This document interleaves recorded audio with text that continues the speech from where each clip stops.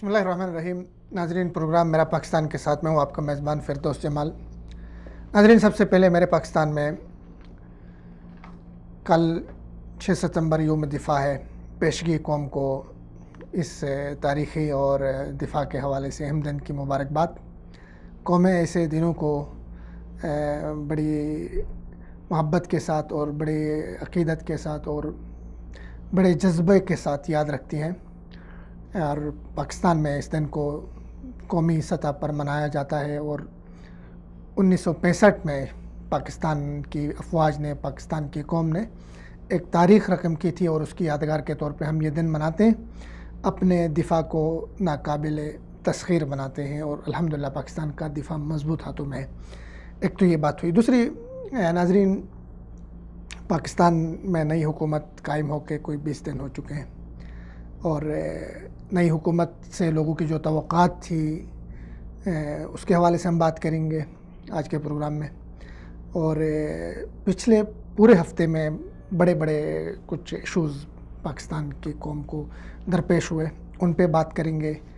میرے ساتھ آج کے جو پروگرام ہے اس میں بات کرنے کے لیے نوجوان اسکالر ہیں، تجزیہ نگار ہیں، تجزیہ کار ہیں، بہت گہری نظر رکھتے ہیں پاکستانی سیاست کے اوپر، جناب عبید الرحمن شفیق صاحب. سب سے پہلے میں اپنے مہمان کو خوش آمدید کہوں گا.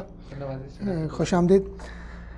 بغیر کسی لمبی تمہید کے میں اپنے مہمان کی طرف منتقل ہوتا ہوں اور ان سے سوالات کا سلسلہ شروع کرتے ہیں.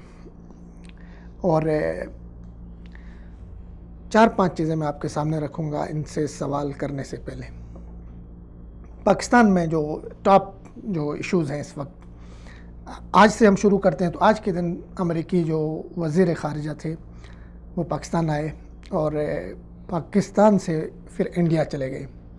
پاکستان ان کا آنا، پاکستان میں وزیر اعظم سے ان کی ملاقات، ان کا استقبال، اس پہ بھی ہم ڈسکس کریں گے کہ وہ کس طرح کا تھا، پہلے سے مختلف تھا، یا ان کی کیا بات ہو گئی، ہمارے کیا پیغام لے کر آئے تھے اور کیا پیغام لے کے وہ واپس جا رہے ہیں. ایک تو اس پہ بات کریں گے. پھر دوسرا ایشو ہے کہ نئی حکومت آئی ہے، سر منڈواتے ہی اولے پڑے کہ مصداق ان کی تبدیلی کے لیے اوپر بہت سارے سوال اٹھ رہے ہیں، اس پہ بات کر لیں گے. 2-3 بہت اہم کیسز ہو گئے. خاور ملکہ کا مسئلہ، اس کے بعد ان کی جو معاشی مشاورتی کونسل تھی اس میں عاطف نام کے قادیانی کو ایڈوائزر رکھنے کا مسئلہ، مشیر رکھنے کا مسئلہ، اس پہ بھی ڈسکس کر لیں گے. تو کافی سارے ایشوز ہیں جن پہ ہم آج بات کر لیں گے.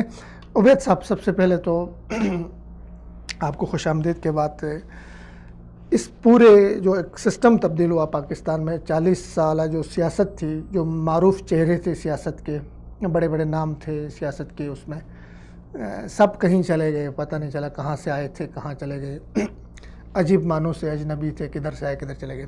اس سارے اوورال تبدیلی کو آپ کیسے دیکھتے ہیں؟ بسم اللہ الرحمن الرحیم. اولاً تو بہت نوازش آپ نے اس اہم موضوع کے اوپر کچھ گفت و شنید کرنے کا موقع عنایت فرمایا. دوسری جو ہے قوم کو مبارکباد ہے. یوم دفاع کے حوالے سے ہمیشہ جو زندہ قومیں ہوتی ہیں، جو جرأت مند قومیں ہوتی ہیں، جو خوددار قومیں ہوتی ہیں، وہ اپنے محسنین کو یاد رکھتی ہیں اور ان کے احسانوں کو یاد رکھتی ہیں.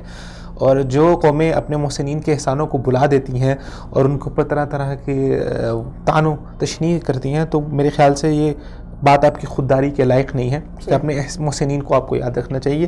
ہاں، ہر جگہ پہ، ہر انسٹیٹیوٹ میں کچھ نہ کچھ پرابلمز، کچھ نہ کچھ خرابیاں رہتی ہیں، لیکن وہ آپ کے ادارے ہیں، آپ کے انسٹیٹیوٹ ہیں، تو ان کو گلے سے لگانا چاہیے، ان کو سینے سے لگانا چاہیے جائے کہ آپ اپنی توپوں کا رخ ان کی جانب کریں.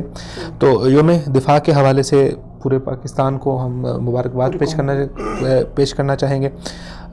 دفاع پاکستان کا نہ صرف پاکستان کے لیے بلکہ اگر ہم دیکھیں تو پورے عالم اسلام کے لیے بہت اہم ہے. جتنا مضبوط دفاع پاکستان کا ہے عالم اسلام میں، پورے عالم اسلام میں کوئی اور ملک اس کے قریب بھی نہیں ہے. اہم آپ نے بات کی کہ پاکستان کا دفاع وہ پورے عالم اسلام کا دفاع، پاکستان عالم اسلام کی آخری چٹان ہے. بالکل. پاکستان اگر بیچ سے ہٹ جاتا ہے تو بہت سارے ممالک کا دفاع خطرے میں پڑ جاتا ہے. اور اسٹریٹجیکلی طور پہ اگر ہم دیکھیں تو ایشیا کے اندر اگر کچھ نہ کچھ ابھی آپ کو نظر آ رہا ہے کہ ایشیا کے اندر کوئی اتنی زیادہ انتشار نہیں ہے، اور ایشیا کے اندر آپ کو ضابطگی نظر آ رہی ہے، تو اس میں بھی یہ بنیادی کردار پاکستان کا ہی ہے. اگر پاکستان نہ ہوتا تو اب تک جتنے بھی ممالک ہیں جنہوں نے پراکسی وارز کھیلی ہیں، وہ اب تک اس پورے علاقے کو نوچ کے کھا چکے ہوتے. تو پاکستان اس خطے کی مضبوطی کے لیے، اس خطے کے استحکام کے لیے بھی ایک بنیادی کردار ہے جو پاکستان کے دفاع کا ہے. تو یہ بہت ساری چیزیں, خیر ایک اگر ہم اس میں جائیں گے تو یہ ایک طویل موضوع ہے جس کے اوپر الگ مستقل ایک موضوع ہے, لیکن ہم اپنے اصل موضوع کے اوپر آتے ہیں کہ نئی حکومت کے حوالے سے. دیکھیں فردوس صاحب, اولاً تو میں یہ کہوں گا کہ یہ جو تبدیلی آئی ہے, چینج آیا ہے, تبدیلی آنا اچھی بات ہے. چینج آنا انسان کے اندر تطویر آتی ہے. آپ دیکھیں آج سے جو آپ 10 سال پہلے تھے, آپ اپنی شخصیت کو دیکھیں, آپ اپنے ہنر کو دیکھیں, آپ اپنی ذات کو دیکھیں, تو اس کے اندر تبدیلی آئی ہے. تو رک جانا کسی جگہ پہ یہ موت کی علامت ہے, جمود ہے, یہ موت کی علامت ہے. تو تحریک سے ہی آپ سمجھ لیں کہ زندگی ہے, اور جب تحریک ختم ہو جاتی ہے, چاہے وہ دل کی تحریک ہو چاہے وہ زندگی کی تحریک ہو, تو موت واقع ہو جاتی ہے. تو تحریک ہونی چاہیے.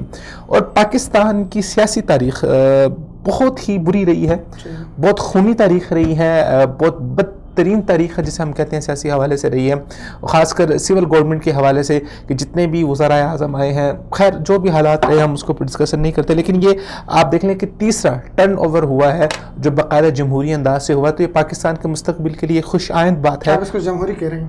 جی, مطلب جو ہاں جمہوری, دیکھیں اوور آل اگر ہم جمہوریت پہ شب خون مارا گیا, محکمہ زراعت نے اپنا کام دکھایا, دیکھیں ان سارے تھیوریز بھی آپ یقین رکھتے ہیں یا نہیں؟ چونکہ آپ نے جی میں آپ کو بتاتا ہوں اس حوالے سے. دیکھیں دو چیزیں ہیں, ایک تو یہ ہے کہ سنی سنائی باتیں بہت زیادہ ہیں. بات تو ہونا یہاں تو حقائق پہ ہو, جو لوگ باتیں کرنے والے ہیں. ہمارے ہاں لوگوں کا مسئلہ یہ ہے کہ ہم سنی سنائی باتیں, میں نے آپ سے سن لیا, آپ نے اس سے سن لیا, چلو سینہ بہ سینہ باتیں چلتی آ رہی ہیں کہ جی محکمہ زراعت, محکمہ بہبود آبادی والوں نے اپنا کردار ادا کیا. دیکھیں کردار کسی حد تک ادا ہوتا ہے نا, کچھ چیزیں ہوتی ہیں آپ کو اسیسمنٹ بھی نظر آ رہی ہوتی ہے.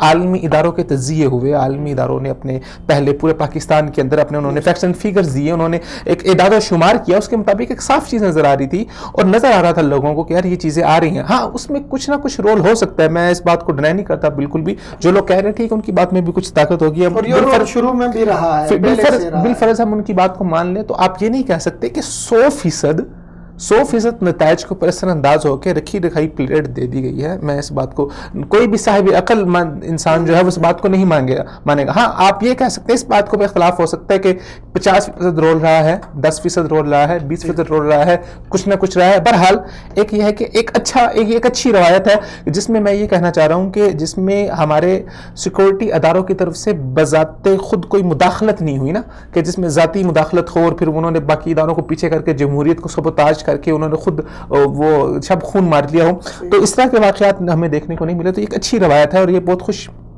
آئند روایت ہے. دوسری بات میں یہاں سے پہ یہ کہنا چاہوں گا کہ دیکھیں پاکستان تحریک انصاف کی گورنمنٹ بنی ہے, پہلی دفعہ وہ گورنمنٹ میں آئے ہیں, تو میرے خیال سے کچھ نہ کچھ مارجن ابھی دینا چاہیے ان کو. ہاں آپ کی بات یہ بہت حد تک بجا ہے کہ first impression is last impression. آپ کے آئے ہوئے کچھ بنیادی اقدامات ہی ایسے ہوتے ہیں کہ جو آگے آنے والے آپ کے 5 سالوں کی اسٹریٹجی لوگوں کے ذہن میں آپ کا ایک تخیل بنا دیتے ہیں, ایک تصویر بنا دیتے ہیں, اور پھر آپ کو لوگوں سے نظر سے دیکھتے ہیں. میں اس طرف آتا ہوں سر. جی 2-3 ڈیولپمنٹ جو کہ ابھی حکومت انہوں نے بنائی, اور یہ ایک تبدیلی آئی. تبدیلی کے حوالے سے آپ نے بہت خوبصورت سے بات کی کہ جس میں نہ ہو انقلاب, موت ہے وہ زندگی, روح امم کی حیات, کش میں کش انقلاب. مطلب تبدیلی, تغیر, یہ قوموں کے خمیر میں شامل ہے کہ وہ تبدیلی چاہتی ہیں, تبدیلی آنی چاہیے. ایک تو اوورال تبدیلی آ گئی, ایک پورا جو ہمارا 40 سالہ دور ہے وہ تھا, میں تو اس کو دور اچھا اوورال, یہاں پہ میں آپ کی بات کاٹوں گا. اوورال تبدیلی نہیں ہم اس کو کہہ سکتے. یہ تبدیلی آپ سمجھ لیں کہ تبدیلی ایک پروسیس ہے, ایک پروسیس سے ہو کے گزرتی ہے. اوور دا نائٹ کبھی تبدیلی نہیں آتی. جس چیز کو خراب ہونے میں 70 سال لگے نا, اس چیز کو ٹھیک ہونے میں 170 سال لگیں گے. تو یہ سب سے پہلے ہمیں بھی کوئی زیادہ امیدیں نہیں باندھنی چاہیے نا. ہم جب اوور آل ہمارے پاکستانی قوم کا مسئلہ یہ ہے کہ ہم بہت زیادہ نا آپ کہہ لیں کہ جذباتی لوگ ہیں اور امیدیں بہت زیادہ باندھ لیتے ہیں. ہم سوچتے ہیں کہ بس اوور دا نائٹ مسائل حل ہو جائیں گے, اس طرح قطعاً نہیں ہوتا. بالکل میں اس طرف آ رہا ہوں سر. الادین کا چراغ اس حکومت کے پاس نہیں ہے, جادوئی چھڑی اس کے پاس نہیں ہے, یا کوئی ایسا سوئچ نہیں ہے جس کو بند کرنے, آف کرنے, آن کرنے سے سارے چیزیں تبدیل ہوں گی. لیکن کچھ ایشوز ایسے تھے جن پہ عوامی جو توقعات تھی اس کے برخلاف اس حکومت کے اقدامات ہمیں سامنے نظر آئے. ہم اس کے پس منظر میں کیا ہے, حکومت اس کو لوگوں کو قائل کرنے میں, لوگوں کو بتانے میں ناکام رہی. جیسے میں ایک مثال دیتا ہوں, خاور منیکا کا مسئلہ ہوا, اس پہ وہ ڈی پی او کو تبدیل کیا گیا. یہ تو پرانے پاکستان میں بھی یہ چیزیں ہوتی تھی, سیاسی مداخلت اداروں کے اندر. ایک اس چیز کو اچھا دوسرا جو ہے یہ قادیانی کو جو ہے اس پہ چونکہ تحریک انصاف نے پچھلے 5 سال میں سیاست کی ہے بالکل کہ مسلم لیگ نون قادیانیت نوازی میں بہت آگے ہے، اس پہ انہوں نے سیاست کی ہے، اور ابھی عاطف کو اس میں لایا گیا، مشیر بنایا گیا. ان 2-3 جو انہوں نے اقدامات کیے ان کو آپ کیسے دیکھیں گے؟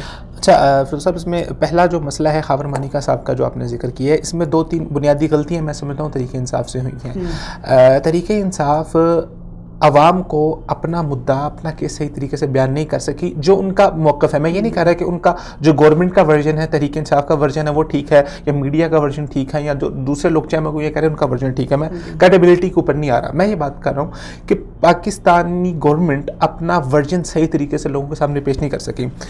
ورژن جب آیا، دیکھیں بات ہے کہ واقعہ ہوا، واقعہ کو گزرے تقریباً 1.5 ہفتہ ہو گیا، 1.5 ہفتے کے بعد سٹوری میڈیا نے بریک کی، مختلف ٹی وی چینلز نے. اچھا اب اس سے پہلے گورنمنٹ سوئی ہوئی تھی، اگر کوئی مسئلہ تھا اس حوالے سے ہوا تھا تو ان کو اپنا ورژن میڈیا سے پہلے پیش کرنا چاہیے تھا. میڈیا ایک غیر سرکاری ادارہ ہے، آپ ایک سرکاری ادارہ ہے، اس نے تنقید کرنی ہے. تو اگر آپ گھوڑا بکری گھاس سے دوستی کرے گی تو کھائیں گے، آپ کو اس کو پہلے پیش کرنا چاہیے تھا. اچھا اب آپ کا ورژن تب آ رہا ہے جب میڈیا کا ورژن آ گیا. میں نے پہلے کہا first impression is last impression. جو فرسٹ امپریشن میڈیا نے اس سٹوری کا بٹھا دیا ہے، آپ چاہے اس کے بعد جتنی مرضی صفائیاں دیتے رہے، آپ کبھی وہ امپریشن لوگوں کے ذہن سے صاف نہیں کر سکتے. اب میڈیا کا ورژن بالکل مختلف ہے. گورنمنٹ کا ورژن کو آپ دیکھیں تو اس میں ان کا کہنا ہے لگے جو ڈی پی او صاحب ہیں ان کے خلاف پہلے سے بھی بہت زیادہ شکایات ہیں، اسلام آباد کے اندر بہت سارے واقعات کے اندر ملوث رہے ہیں. اور گورنمنٹ کا ورژن یہ ہے کہ ان کو ان بنیادوں کے اوپر اسی طرح ان کی شکایات آئی تھی تو اس شکایت کی بنیاد پر سیاسی مداخلت کوئی نہیں ہوئی. جو آئی جی صاحب ہیں انہوں نے برخاست کیا. اچھا اگر آئی جی صاحب نے بھی برخاست کیا ہے، آپ کو پتہ ہے کہ یہ بہت حساس موضوع ہے، بہت حساس. جو بزدار تھے انہوں نے ان کو بلا کے ڈیرے میں جا کے معافی مانگنے کی بات ہے. اس حوالے سے دیکھیں یہ ورژن، یہ سارا ورژن میڈیا کا ورژن ہے. میں آپ کو گورنمنٹ کا ورژن بتا رہا ہوں نا. گورنمنٹ یہ کہتی ہے کہ اب ایک وزیر اعلیٰ ہے وہ ڈی پی او کو اپنے آفس میں بلا سکتا ہے کسی بھی حوالے سے. کوئی اب کیا اسی موضوع کے لیے بلایا، اسی وجہ کے لیے بلایا؟ ٹھیک ہے دیکھیں اب کڑیاں تو مل رہی ہیں نا. یہ بات ان کا موقف رکھتا ہے، میڈیا کا موقف رکھ رہا ہے. میڈیا صرف اپنا ورژن رکھ رہا ہے جو گورنمنٹ کے خلاف ہے. میڈیا کی نا ایک سائیکی ہے، اس کو سمجھنے کی ضرورت ہے. میڈیا ہمیشہ اپوزیشن کے ساتھ کھڑا رہتا ہے اور یہ اچھی بات ہے. آپ کو اپوزیشن کے ساتھ کھڑا ہونا چاہیے کیونکہ اپوزیشن کے پاس پاور نہیں ہوتی، لیکن آپ کو اس کے ساتھ کھڑے ہونے میں انصاف کا پہلو نہیں چھوڑنا چاہیے نا. آپ کو دونوں چیزوں کو پیرلل لے کے رکھنا چاہیے. اب یہ نہ ہو کہ اب دونوں ایک طرف آپ کا زیادہ جھکاؤ ہو، ٹھیک ہے آپ کا جھکاؤ ہونا چاہیے، لیکن دوسری رائے بھی آپ کو سامنے رکھنی چاہیے اور آپ کو کوئی فیصلہ نہیں سنانا چاہیے. آپ کو 2 رائے رکھنی چاہیے. آپ کا موقف آ گیا. ٹھیک ہے ہیلی کاپٹر کا مسئلہ بنا. جی خان صاحب نے صحیح اعلان کیا کہ کفایت سے آ رہی ہے اور اس کے بعد 3 چکر بنی گالا کے ہیلی کاپٹر میں لگا رہے ہیں، آ رہے ہیں. کیا ہے یہ، ہم کیا پیغام دے رہے ہیں؟ فیروز صاحب میں نے جو مسئلہ بنیادی وہی آ رہا ہے کہ گورنمنٹ اپنا کیس صحیح طریقے سے بیان نہیں کر پا رہی. پہلے بھی اس کیس میں بھی وہی مسئلہ ہوا، 55 روپے کلومیٹر کے حساب سے. اصل میں دیکھیں نا آپ کو عوام، میرے خیال سے میں سمجھتا ہوں کہ اس کے اندر سب سے بڑی جو غلطی آ رہی ہے وہ جو وزیر اطلاعات ہیں، چاہے وہ وفاقی ہیں چاہے وہ صوبائی ہیں، ان کی طرف سے آ رہی ہے. وہ اچھی اسٹریٹجی نہیں بنا پا رہے. اب دیکھیں وزیر اعظم آ کے تو خود تو نہیں اس حوالے سے کوئی صفائیاں پیش کرے گا. اب وہ جو وزیر اطلاعات کس لیے بنایا گیا، اس نے گورنمنٹ کا موقف سامنے پیش رکھنا ہے. ایک اسپوک پرسن ہے پارٹی کا، گورنمنٹ کا اسپوک پرسن ہے، اس نے آ کے چیزوں کو بتانا ہے تو وہ صحیح طریقے سے بیان نہیں کر پا رہا. دیکھیں 2 چیزیں ہوتی ہیں. ایک ہوتا ہے کہ کفایت شعاری، ٹھیک ہے، ایک ہے آپ کی سیکورٹی پروٹوکولز. ان دونوں چیزوں میں بہت زیادہ ڈفرینٹ ہے. کفایت شعاری ہونی چاہیے، اس بات میں کوئی شک نہیں، لیکن جو مثالیں آپ دیتے ہیں اور خان صاحب خود بھی دیتے رہے ہیں. خان صاحب نے نا اس میں سمجھتا ہوں کہ خان صاحب نے شروع میں جب آپ سیاسی تقریریں کر رہے ہوتے ہیں، جب آپ اس کی انتخابات کی تقریریں کر رہے ہوتے ہیں تو اس وقت آپ بیان بازی بہت زیادہ کر دیتے ہیں تو وہ بعد میں آپ کے سامنے کھڑے ہوتے ہیں. خان صاحب سائیکلوں کے مثالیں دیتے رہے ہیں کہ فلاں ملک کا صدر جو وزیر اعظم وہ سائیکل پہ جاتا ہے. تو پاکستان جیسے ملک میں ایک وزیر اعظم سائیکل پہ نہیں جا سکتا. اور اگر کسی ملک کے وزیر اعظم کے اوپر پاکستان کی ساکھ پہلے ہی بہت خراب ہے انٹرنیشنل حوالے سے، اگر خدا نخواستہ پاکستان کے وزیر اعظم تو چھوڑے اور کسی جو کی پوسٹ کے اوپر بندہ بیٹھا ہوا ہے، وزیر اعلیٰ ہے یا اور کوئی بندہ ہے، اگر اس کے اوپر کوئی دہشت گردانہ حملہ ہو جاتا ہے تو یہ پاکستان کی ساکھ پوری دنیا میں بہت زیادہ خراب ہوگی. تو ان سب چیزوں کو سامنے رکھتے ہوئے آپ نے اقدامات کرنے ہیں. اب اس میں سمجھتا ہوں کہ یہ مجھے تو اچھا لگا ہے، یہ اچھا قدم ہے. ہیلی کاپٹر کا استعمال کرنا چاہیے کہ آپ جیسے گورنمنٹ نے بھی کہا ہے کہ آپ پورا بریگیڈ ساتھ لے کے چلیں اور آپ گاڑیاں اتنی لے کے چلیں. اگر آپ ہیلی کاپٹر کو استعمال کر رہے ہیں تو یہ ٹھیک ہے، لیکن بات وہاں پر آ گئی کہ گورنمنٹ اپنے آپ کو صحیح طریقے سے بیان نہیں کر سکی. اگر یہی ورژن پہلے گورنمنٹ ہیلی کاپٹر استعمال کر رہی ہے, گورنمنٹ نے کہا کہ ہم نے کفایت شہری کرنی ہے, تو آپ ہیلی کاپٹر استعمال کرنا چاہ رہے ہیں تو آپ پہلے پریس کانفرنس کریں, اس کے بارے میں بتائیں. مثبت چیزیں بھی کچھ گورنمنٹ کی جو ڈیولپمنٹ ہوئی ہے, جی جی 4 مثالیں میں آپ کو دے دوں گا. صحیح. چونکہ منفی پہلو پہ جو عوامی تنقید کے تھے اس پہ میں نے آپ کے کمنٹ لیا, 4 چیزیں میں پیش کروں گا, پھر آپ کے کمنٹ لینا چاہوں گا. گستاخانہ خاکوں کا ایک بہت بڑا ایشو تھا. صحیح. پاکستان کی گورنمنٹ نے, صحیح, وزیر اعظم نے بذات خود اس پہ ایکشن لیا, وزیر خارجہ نے لیا, اور یہ مقابلے ہالینڈ کے اندر جو ہونے تھے کینسل ہوئے. عوامی امنگوں کے یہاں پر حکومت نے ترجمانی کی. ٹھیک ہے. دوسری مثال, بیرون ملک میں جتنے سفارت خانے تھے سب سفارت خانوں کو وزارت خارجہ نے ہدایت کی کہ آپ اپنے ان ملکوں کے اندر جتنے پاکستانی ہیں ان کے مسائل کو ترجیحی بنیادوں پر حل کریں. ٹھیک ہے. ایک عرب ملک اور ایک ایران, یہاں کی جیلوں میں قید جو پاکستانی تھی وہ ڈسکس ہوئے. پہلی دفعہ انکشاف ہوا کہ ایران کے اندر 3000 پاکستانی ان کی جیلوں میں ہیں. ٹھیک, مثبت پیش رفت ہوئی. تیسری مثال میں آپ کو دے دوں گا, عمران خان صاحب نے اپنی جو قوم سے خطاب تھا اس میں انہوں نے یہ کہا تھا کہ میں جو گاڑیاں ہیں ان کو میں نیلام کراؤں گا. اس کا اعلان لگا اخبارات کے اوپر 102 گاڑیوں کا. ٹھیک ہے. اور 16 ستمبر کو وزیر اعظم ہاؤس میں اس کی نیلامی ہوگی. ٹھیک ہے. اور چوتھی جو ڈیولپمنٹ ہوئی وہ ہو گئی امریکی وزیر خارجہ کا دورہ. چونکہ ہمارا جو سفارتی تعلقات ہیں بیرون ممالک کے ساتھ وہ بڑے نازک صورتحال سے دوچار ہیں. امریکی وزیر خارجہ اسلام آباد ایئرپورٹ میں آیا, اس کے استقبال کے لیے پاکستان کے اعلیٰ حکام میں سے کوئی موجود نہیں تھا. نہ وزیر خارجہ تھا, نہ کوئی اور بہت بڑے عہدے کا آدمی تھا. وزارت خارجہ کے ایک عام آفیسر نے اس کو ریسیو کیا. اور میرے پاس جو خبریں ہیں وہاں پہ جو باتیں ہوئی اندر کی جو خبریں ہیں وہ یہ کہ پاکستان نے 2 ٹوک الفاظ میں ان سے یہ کہا کہ پاکستان امریکی مفادات کے لیے ان کے آگے نہیں جھکے گا. ٹھیک ہے. اور اس کے ساتھ ساتھ پاکستان نے کہا کہ ہمارے تعلقات باہمی مفادات کے اوپر طے پائیں گے, استوار ہوں گے. یہ 4 چیزیں میں نے آپ کے اوپر رکھی, میں آپ کا کمنٹ چاہوں گا اس کے اوپر. اچھا, سب سے پہلے ہم آ جاتے ہیں گستاخانہ خاکوں کے اوپر آ جاتے ہیں. دیکھیں, گستاخانہ خاکوں کی بات ہے تو یہ صرف اس گورنمنٹ نے نہیں کیا, پہلے بھی یہ واقعات ہوتے رہے اور ایوانوں کے اندر قراردادیں منظور ہوتی رہی ہیں. ہاں, اس بار ایک اہم ڈیولپمنٹ وہی ہوئی ہے کہ اس بار جو خاکے تھے ان کا جو مقابلہ تھا وہ منسوخ ہو گیا, وہ نہیں ہو سکا.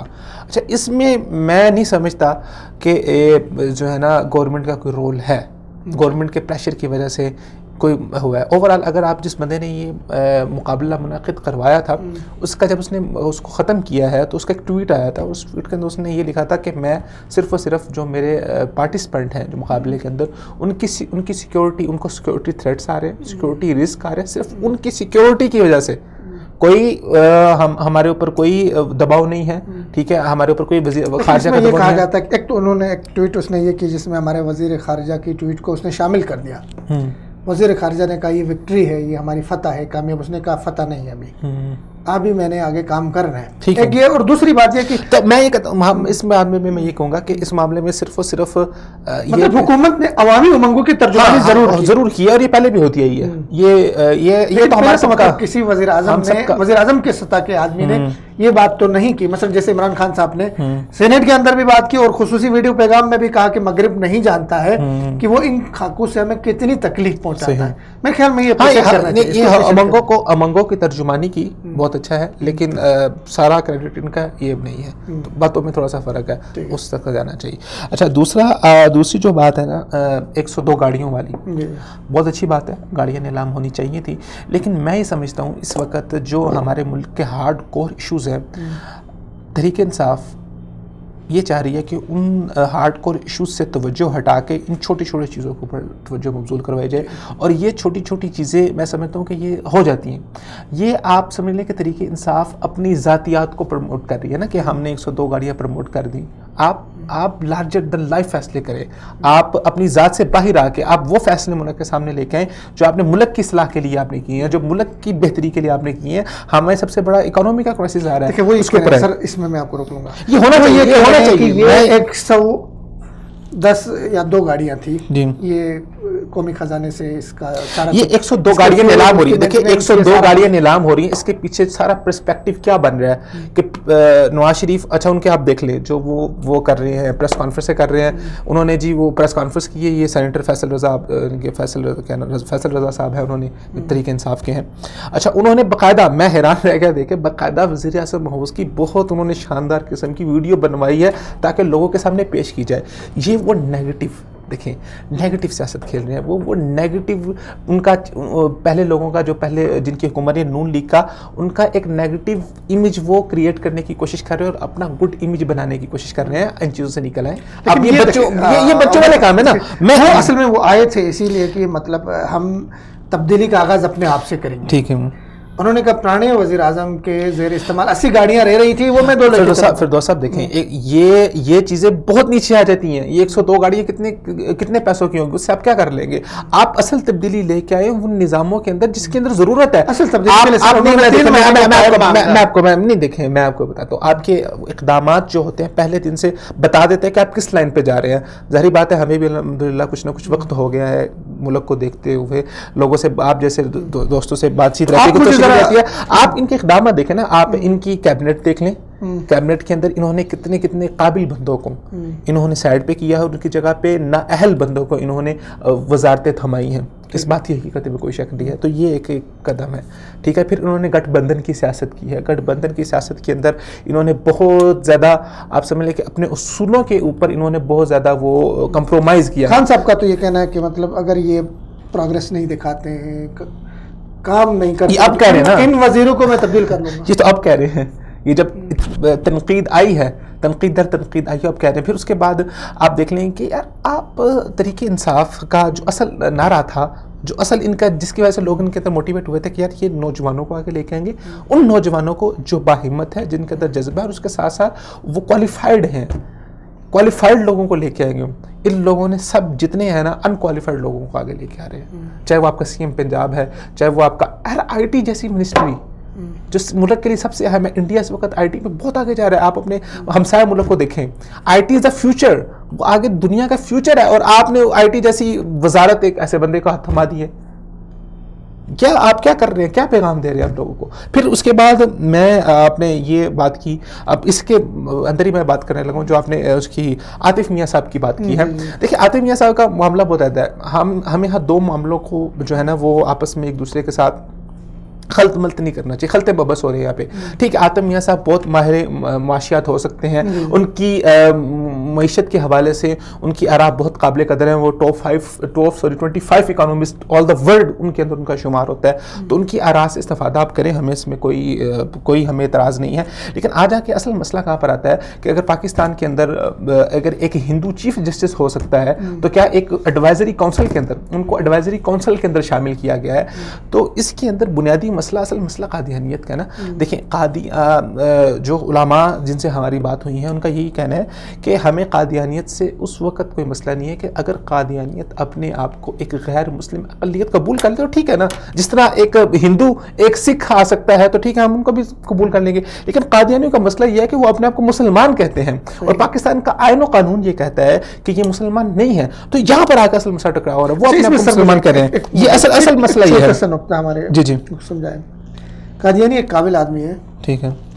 وہ ایسے شعبے میں چلا جاتا ہے جو نارملی مطلب ابھی مشاورتی کونسل ہے, اس میں وہ شامل ہے. اس میں وہ اکیلے نہیں ہے, 12 اچھے عقیدے والے ہیں, 12-13 لوگ ہیں. تو اس سے ہمیں اس میں کیا خطرہ اس سے ہو سکتا ہے قادیانی سے؟ دیکھیں خطرہ میں آپ کو بتاتا ہوں, ابھی فی الحال ایڈوائزری کونسل کے اندر شامل ہوئے, ان کی آراء لیں, کوئی اس سے خطرہ نہیں ہے. لیکن ہمارے پاس ہم اس کو ریجیکٹ کریں. ہاں دیکھیں مستقبل, جب آپ ایک ملک بنا رہے ہوتے ہیں تو آپ ایک اسٹریٹجی بنا رہے ہوتے ہیں, تو آپ مستقبل بعید کا دیکھ رہے ہوتے ہیں. مستقبل کے اندر بہت ساری پرابلمز ہو سکتی ہیں. جب قادیانیوں کا اثر رسوخ بڑھے گا, پھر جو اصل ہمارا عقیدہ ہے, جو اصل ان کا عقیدہ ہے, اس کے اوپر ضرب آئے گی نا. دیکھیں ان کا اثر رسوخ بڑھ رہا ہے, تو میں بھی کچھ معاشی پالیسیوں کے اندر وہ اپنی سائڈ کو لیں, تو یہ چیزیں ہو سکتی ہیں. پھر اس کے بعد ہو سکتا ہے کہ جب گورنمنٹ کے اندر ان کا اثر رسوخ بڑھے گا تو وہ قانون اور وہ آئین جو علماء نے اتنی قربانی دے کے پاس کروایا ہے کہ جس کے اندر یہ کہ قادیانی کو ایک غیر مسلم قرار دیا گیا, وہ اپنے آپ کو غیر مسلم ماننے کو تیار نہیں ہے, وہ اپنے آپ کو مسلمان ماننے کے لیے تیار ہے, اور پاکستانی آئین و قانون ان کو مسلمان ماننے کے لیے تیار نہیں ہے. تو ہاں اگر وہ اپنے آپ کو ایک غیر مسلم اقلیت مان لیں, اس کے بعد ان کے لیے مسئلہ کوئی نہیں ہے, وہ اپنے آپ کو مظلوم ثابت کرتے ہیں کہ جی ہم بہت مظلوم ہیں, ہمارے ساتھ بہت ظلم ہوتا ہے. یار آپ اپنے آپ کو ایک غیر مسلم اقلیت ثابت کرو, جتنے حقوق جو ایک غیر مسلم اقلیت کو ملے آپ کو بھی مل جائیں گے سارے وہ حقوق. صحیح. سر نہیں سمجھتے آپ کہ حکومت کو کچھ ٹائم دینا چاہیے؟ ٹائم دینا چاہیے, میں اس بات میں کوئی شک نہیں ہے, ٹائم دینا چاہیے بالکل. دیکھیں لیکن گورنمنٹ نے سب سے پہلے خود کسی نے کہا نہیں تھا, از خود انہوں نے ایک ٹائم فریم بنا کے لوگوں کے سامنے رکھ دیا. ہم نے 100 دن کا انہوں نے پلان بنا کے رکھ دیا. اچھا اب 100 دن کے پلان آپ نے بنایا, دیکھیں 20 دن گزر کے آپ دیکھیں پلان جو بناتے ہیں ہر چیز کا ایک فردوسا بھی ایک طریقہ کار ہوتا ہے. آپ کو چاہیے تھا کہ آپ پہلے دن ہی اپنے پلان کے اوپر ایک پراپر بریفنگ دیتے کہ یہ ہمارا 100 دنوں کا پلان ہے. دیکھیں ہم آرگنائزیشن مینجمنٹ کی جب بات کرتے ہیں, ہم سسٹمیٹک مینجمنٹ کی بات کرتے ہیں, تو آپ اپنے ویژن کے اہداف بناتے ہیں. 100 دن کا ہدف ہے تو اس کو آپ ڈے بائی ڈے تقسیم کرتے ہیں کہ ہمارا 100 دن کا یہ پلان ہے. جو 100 دن پلان کو ہم ایک دن میں یہ کریں گے, دوسرے دن میں یہ کریں گے, تیسرے دن میں یہ کریں گے, ٹھیک ہے.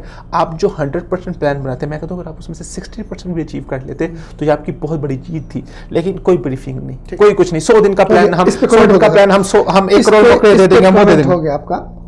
اپوزیشن کے حوالے سے کیا کہیں گے کہ واقعاً کوئی اپوزیشن ہے پاکستان میں؟ جس طرح صدارتی انتخابات کے موقع پہ اپوزیشن آپس میں تقسیم ہو گئی, مجھے تو کوئی اپوزیشن کا کوئی وجود نظر نہیں آ رہا ہے. مستقبل آپ کو کیسے؟ جمال صاحب مجھے ایک بات بتائیں, جس اپوزیشن میں زرداری صاحب جیسے سیاستدان ہوں, وہ اپوزیشن کیسے رہ سکتی ہے؟ وہ اپوزیشن اس وقت حکومت کی اپوزیشن عوام ہے. دیکھیں میں آپ کو عوام میں ہے, بالکل خود تحریک انصاف کے کارکن بھی ہیں, اگر ہم کسی حد تک کہیں تو خود بھی ہے. بالکل. میں آپ کو ایک بات بتاتا ہوں, دیکھیں اپوزیشن کو اپوزیشن کرنی چاہیے, لیکن ہمارے ہاں ہر پارٹی اپنی ذات کی سیاست کرتی ہے, اپنی ذاتی مفادات کو آگے رکھتی ہے. نون لیگ ہے وہ ذاتی مفادات کو آگے رکھ رہی ہے کہ جی ہمارے ساتھ یہ ہو گیا, ہمارے ساتھ وہ ہو گیا. پیپلز پارٹی جیسی پارٹی جن کے نتائج پہلے سے اچھے ہیں, وہ کہہ رہے جی ہمارے ساتھ یہ ہوگا فلاں ہوگا. تو اپوزیشن کی بنیادی کمزوری کیا ہے؟ آپ چونکہ ابھی میں دیکھ رہا ہوں بہت سارے لوگ یہ سوال اٹھا رہے ہیں. میں آپ کو بتاؤں, ہمارے ہاں 2 چیزیں ہیں. ہمارے ہاں ایک سیاسی جماعت کا ایک ان کا پرسنل ریلیشن ہے, ٹھیک ہے, دوسری جماعت کے ساتھ, تحریک انصاف کے ساتھ ایک ان کا ریلیشن ہے, پروفیشنل ریلیشن ہے, جسے ہم اپوزیشن کا ریلیشن کہتے ہیں. انہیں اپوزیشن کے پروٹوکولز کو سمجھنے کی ضرورت ہے کہ اپوزیشن کے پروٹوکولز کیا ہیں, اپوزیشن کا کام کیا ہے, اپوزیشن کا مقصد کیا ہے. یار آپ دیکھیں میں کیا بات کروں, ہمارے سیاستدانوں کی حالت یہ ہوتی ہے کہ بیچاروں کو لکھ پڑھنے نہیں آتی ہوتی, جو M P M N S بیٹھے ہوئے ہیں ان کو کیا پتا ہے اپوزیشن کیا ہے. سر کل پوری نہیں پڑھ سکا شہباز شریف صاحب. یہ تو حال ہے نا, یہ صورتحال ہے ان کی, یہ ان کی آپ دیکھیں کریڈیبلٹی ہے ان کی, یہ ان کی آپ دیکھیں کہ کوالیفیکیشن ہے ان لوگوں کی. میں تو کہتا ہوں اس کے اوپر کم از کم جب تک میں آپ سے یہ سوال کروں کہ اپوزیشن کی اس وقت اپوزیشن مثلا کوئی ایک پرزہ کہیں سے ہلانے سے, فار ایگزامپل مثال دیتا ہوں, آوازیں اٹھ رہی ہیں کہ شہباز شریف صاحب کی جگہ پہ خواجہ آصف یا کسی ایسے آدمی کو اپوزیشن کا سربراہ بنایا جائے. یار آپ خواجہ آصف کی بات کریں, خواجہ آصف تو جیسا میں اب تھوڑے سخت الفاظ استعمال کرنے جا رہا ہوں, بیہودہ انسان میں نے نہیں دیکھا.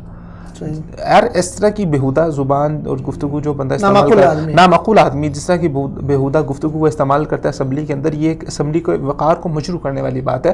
تو اس طرح کے بندے کو اپوزیشن لیڈر بنا دینا, میں سمجھتا ہوں یہ ایک بہت احمقانہ فیصلہ ہوگا. آپ اس اسمبلی کے وقار کو, مولانا صاحب سے امیدیں تھی لیکن مولانا صاحب جذباتی ہو گئے بہت زیادہ. مولانا صاحب دیکھیں وہ کہتے ہیں کہ زرداری صاحب جو ہے نا, وہ ان کی سیاست آپ کو بتاتا ہوں, وہ ٹھنڈی کر کے کھاتے ہیں, اور وہ ٹھنڈی کر کے کھاتے ہیں اور بہت اچھی کھاتے ہیں. مولانا صاحب کی سیاست یہ ہے کہ گرم گرم کھاتے ہیں, تو بعض دفعہ گرم گرم بہت مزے کی ہو جاتی ہے, بعض دفعہ گرم گرم منہ بھی جل جاتا ہے. تو ابھی مولانا صاحب کے دن جو ہے نا وہ بزرگی کے ہیں, نہیں دن بزرگی کے نہیں, سیاسی حوالے سے ہم بات کریں تو مولانا صاحب کے دن ذرا اچھے نہیں چل رہے سیاسی حوالے سے. تو دن آئیں گے. مولانا صاحب ماشاءاللہ وہ بہت زیرک سیاستدان ہیں, بہت گہرے سیاستدان ہیں وہ, تو ان کے دن آئیں گے, وقت انتظار رکھیں, اب مہینے دیکھیں دن آئیں گے. اور ٹائم پروگرام کا بہت شارٹ ہے, مختصر ہے, آگے ختم ہونے جا رہا ہے. نئی حکومت کو مخلصانہ اگر کوئی مشورہ آپ دینا چاہیں تو آپ کو کیا مشورہ ہوگا؟ دیکھیں فردوس صاحب, ہمیشہ دنیا کی تاریخ اٹھا کے دیکھ لیں, آپ قوموں کی ہسٹری اٹھا کے دیکھ لیں, جس بھی قوم نے ترقی کی ہے ایک ہی بھی چیز کے اوپر کی ہے, وہ ہے ایجوکیشن.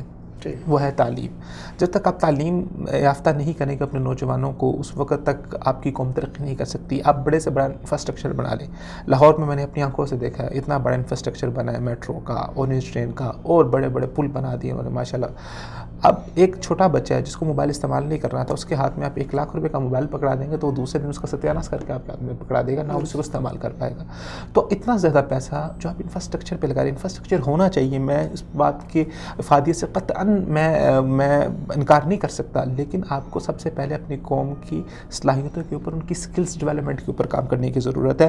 تو تعلیم صرف یہ نہیں ہے کہ آپ ایجوکیشن کے اوپر کام کریں. دیکھیں ہمارے پاکستان کے اندر تقریباً 50 سے 55% کے درمیان لوگ ہیں جو پڑھے لکھے ہیں, اور وہ ہیں جو صرف اپنا نام لکھ سکتے ہیں. اگر آپ انٹلیکچوئلس کی بات کریں, وہ لوگ جو صاحب فکر ہیں, اپنی رائے رکھتے ہیں, تو وہ 10-12% بھی نہیں نکلتے. اتنا بڑا ملک 10-12% لوگ بھی صاحب فکر نہیں ہیں. آپ اٹھا کے دیکھیں, ہمارے سوشل میڈیا کا حال اٹھا کے دیکھیں, لوگوں کو عمومی طور پر دیکھیں, لوگوں کے اندر تحمل نہیں ہے, بد زبانی ہے, ایک دوسرے کے ساتھ نفرتیں ہیں, عداوتیں ہیں, تربیت نہیں ہے لوگوں کی. تو جب تک آپ اپنی قوم کی تربیت نہیں کریں گے, ایجوکیشن کے ذریعے تربیت ہوتی ہے. تو 2 چیزیں ہیں ایجوکیشن کے اندر, یہ ہے کہ آپ کو جو نئے بچے آ رہے ہیں ان کو آپ اچھی ایجوکیشن دیں. ہمارے یہاں پاکستان کا ایجوکیشن کا معیار اس قدر گرا ہوا ہے.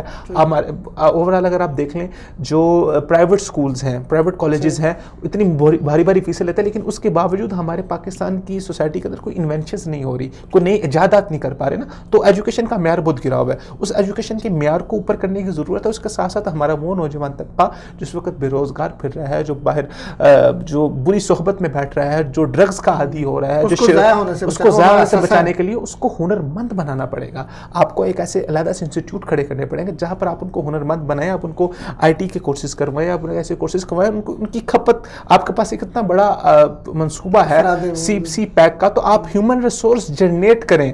یہ جائے کہ آپ چائنیز ہیومن ریسورس کو لے, ظاہری بات ہے اتنی بڑی پالیسیز چلانے کے لیے, اتنے بڑے ادارے کو چلانے کے لیے آپ کو تجربہ کار اور کوالیفائڈ لوگوں کی ضرورت ہے. تو آپ اپنا ہیومن ریسورس جنریٹ کریں, ان کو وہاں پر لگائیں. جب وہاں سے نکلیں گے تو یہ ایک نوجوان نسل اختیار ہوگی جو آپ کے ملک کو از خود آگے لے کے جائے گی, از خود انفراسٹرکچر بنے گا, از خود ساری چیزیں ہونا شروع ہو جائیں گی. آپ اپنے جا کے لاہور جیسے شہر ہو اور وہاں پر آپ صفائی کی صورتحال دیکھ لیں, وہاں پر آپ آلودگی دیکھ لیں, لوگوں کے رویے دیکھ لیں. میں تو بہت پریشان ہوتا ہوں ان چیزوں کو دیکھ کے. تو ہمیں صرف اور صرف سب چیزیں چھوڑ دیں, سب چیزوں کو چھوڑ دیں, صرف اور صرف اسکل ڈیولپمنٹ کے اوپر اور ایجوکیشن کے اوپر آپ کام کر لیں. آپ دیکھیے اگلے 20 سے 22 سال کے اندر آپ کا پاکستان کا نقشہ تبدیل ہو جائے گا انشاءاللہ. بہت شکریہ, بہت نوازش. ناظرین, یہاں پہ پروگرام کا وقت ختم ہوتا ہے. خلاصہ اور نچوڑ یہ ہے کہ پاکستان, یہ میرا پاکستان ہے, یہ آپ کا پاکستان ہے, یہ ہم سب کا پاکستان ہے. اس پاکستان میں جو بھی حکومت آتی ہے میرے اور آپ کے ووٹوں سے آتی ہے, میرے اور آپ کا وہ انتخاب ہوتی ہے, اور میرے اور آپ ہی ان لوگوں کو چن کے آگے لے کر آتے ہیں. میرے اور آپ کی ذمہ داری ان کو چننے کے بعد, ان کو آگے لانے کے بعد یہ ہوتی ہے کہ یہ اگر کہیں اچھا کام کرتے ہیں اس کو اپریشیٹ کریں تمام وابستگیوں سے بالا تر ہو کر, اور کہیں پہ غلط کام کرتی ہے, آپ کو لگ رہا ہے کہ یہ حکومت عوامی امنگوں کے خلاف جا رہی ہے, قومی مفادات کے خلاف جا رہی ہے, پاکستان کی اساس اور نظریات کے خلاف جا رہی ہے, تو وہاں ہم سب نے مل کے, ہم سب کی ذمہ داری ہوتی ہے, وہ کسی بھی پارٹی کے ہوں, انہوں نے ووٹ دیا ہو ووٹ نہیں دیا ہو, ان سب کی ذمہ داری بنتی ہے کہ ہم مل کے اس اقدام سے, اس کام سے اس حکومت کو روکیں. یہی جمہوریت ہے, اور اسی طرح ملک جمہوری, فلاحی اور اسلامی ریاست بنے گا. پاکستان کا کل, پاکستان کا فیوچر, پاکستان کے آنے والے دن انشاءاللہ روشن ہے. پاکستان ایک مضبوط طاقت بن کے دنیا میں ابھرے گا, لیکن اس کے لیے ہم میں سے ہر شخص, ہر فرد اپنی ذمہ داری اس کو ادا کرنی ہوگی. ہر ایک کی ذمہ داری اپنے اپنے دائرے میں ہے. فرد قائم ربط ملت سے ہے, تنہا کچھ نہیں, موج ہے دریا میں, بیرون دریا کچھ نہیں, اور افراد کے ہاتھوں میں اقوام کی تقدیر. ہر فرد ہے ملت کے مقدر کا ستارہ. کیسے لگا پروگرام آپ کو؟ اپنی رائے سے ضرور آگاہ کیجیے. ملتے ہیں اگلے پروگرام میں. اجازت دیجیے فردوس جمال کو. اللہ حافظ.